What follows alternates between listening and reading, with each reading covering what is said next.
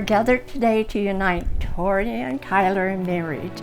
This celebration is but an outward sign of an inward union of heart, mind, and spirit.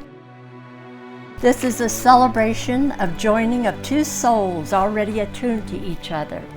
My beloved Tori, from the moment our paths crossed, I knew that you were a masterpiece in my life.